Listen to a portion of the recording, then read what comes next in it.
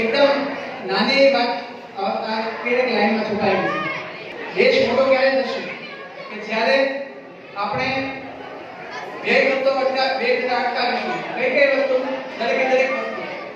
એમાં આવે છે વીજળી અને પાણી ખાસ કરીને. બીજી વસ્તુ છે કચરો ઓછો ફેલાવીએ, કચરો ઓછો નાખીએ.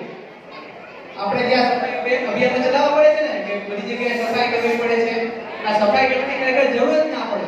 ત્યારે કે જ્યારે દરેક વ્યક્તિ દરેક જગ્યાને પોતાનું ઘર સમજીને કહેવાય કે વર્તે.